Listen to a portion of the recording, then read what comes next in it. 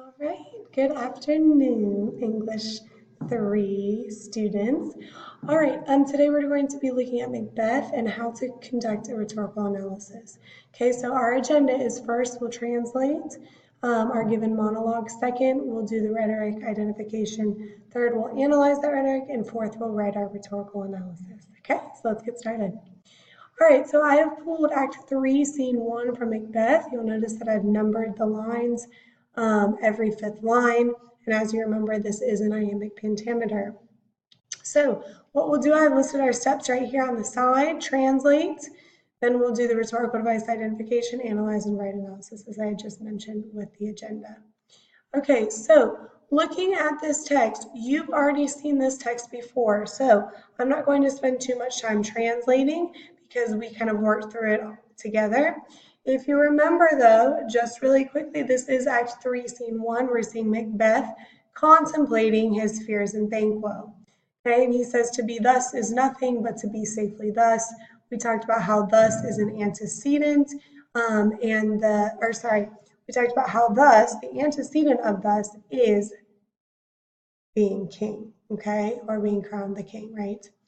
Okay, so as we read through this, we see that essentially Macbeth is saying that he wants to kill Banquo, okay? So he's kind of monologuing through this. He's talking about why he wants to kill Banquo. He's talking about his concerns with Banquo. We see that specifically he talks about how there's none but Banquo who he does fear. He talks about how he can't really trust Banquo. He compares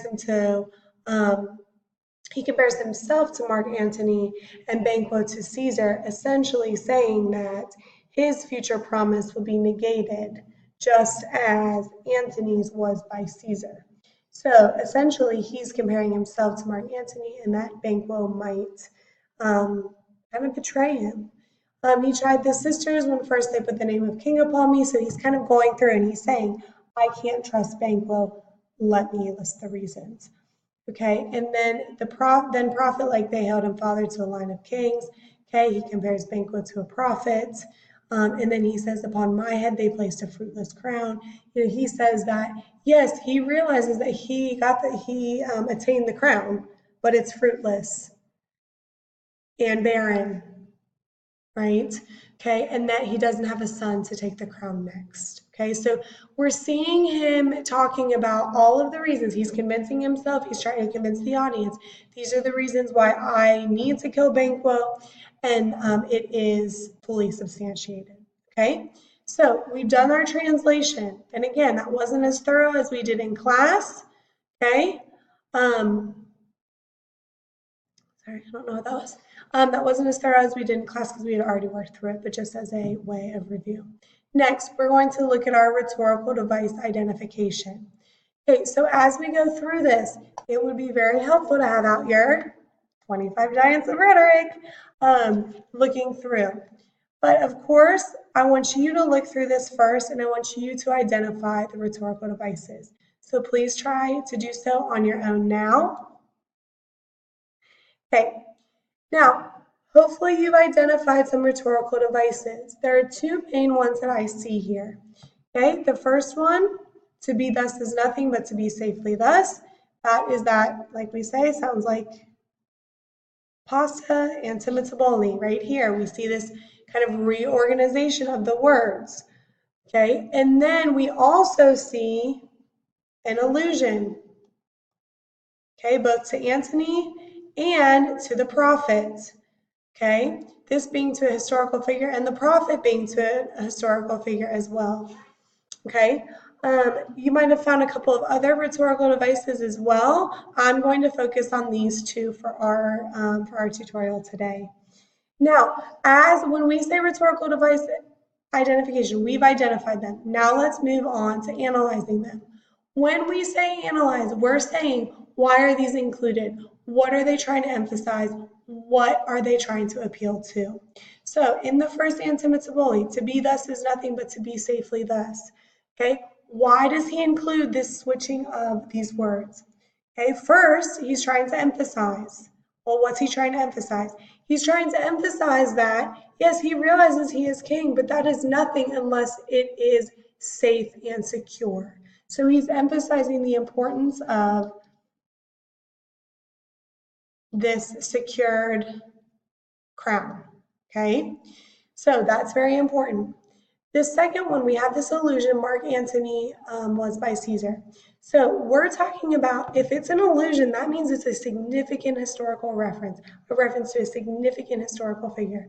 So when we're talking about Mark Antony was by Caesar, he's comparing himself, Macbeth is comparing himself to the significant historical figure. So he is essentially saying that he is like Antony. He is a great leader, just like Antony was. He is equalizing himself to Antony, which emphasizes how he views himself, which emphasizes his pride or his hubris. Okay, then we see him talk about when first they put the name of king upon me and bade them speak to him, then prophet like they hailed him father. Okay, who is the antecedent of he? This is referencing again Banquo. Okay, so he's saying Banquo is prophet like. He's making an allusion that everyone else except for Macbeth sees him as a prophet. They see him as kind of doing no wrong. But he says, look at me. He's seen as a prophet, but I'm given this fruitless crown, right? Okay, so he's saying that I must do this. Okay, I must kill Banquo because I don't have a son to take the crown eventually, and he has sons. So it's time I need to go and murder him so that I can become, or rather so that my crown can be safe on my head. Okay, so good to go. We've translated, we've looked at the rhetorical device identification, and then we've analyzed them.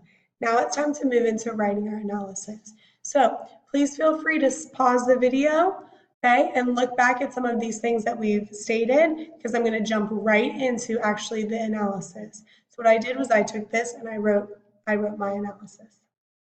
Step 4 on the next slide. Oops. Okay. So here you have it. At this time, pause the video. Please read through the rhetorical analysis. I want you to pay attention to a couple of things. Number one, look at how I've organized the rhetorical analysis. This is very similar to how you're going to organize every other part of the essay, or sorry, every other part of the exam. Okay, so organization. Number two, how did I embed my evidence? Okay, notice my evidence is specific evidence from the monologue itself. And number three, how did I embed my analysis? Okay, please go ahead and pause the video here and read through. Okay, now that you've read through, what you're going to see is I've color-coded each piece of this rhetorical analysis. Okay, I've coded it in a specific way. What you're going to do now is you're going to check to see if you understand the organization of this rhetorical analysis. Okay, so in just a moment, you're going to see a question. Okay, you've now seen the question. Now it's time for you to check your understanding. Okay, if you identified this first part, rhetorical devices are used as a way to convey meaning and persuade the audience to reconsider a previously formed idea. This right here is my topic sentence. Okay, topic sentence. In Macbeth by William Shakespeare, Macbeth monologues about the threat. Okay, this right here, the green, is my background information.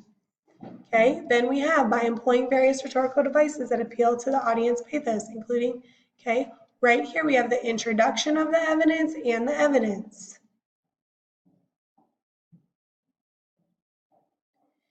Okay, then right here in orange, we have again the intro to the evidence and the evidence itself. Okay, then, sorry, I'm reading back through.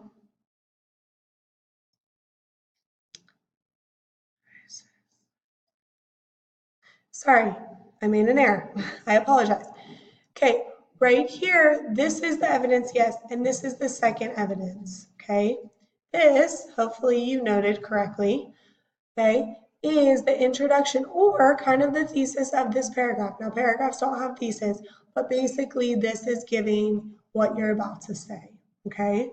Then right here, you have tying it together, your conclusion or your concluding sentence, okay? Apologize for that error there. All right. Okay, check if you're correct. All right, if you have any specific questions about how I did this or how I organized this, feel free to shoot me an email. I'm happy to discuss, okay, via email. Let me clear this now. All right, and finally, okay, we have finished our rhetorical analysis. So, good luck on your exam, okay? Good luck studying. Make sure you review and review well. And now take this time to try practicing with a different monologue. Try one of those 5, okay? All right, good luck, and I'll see you soon.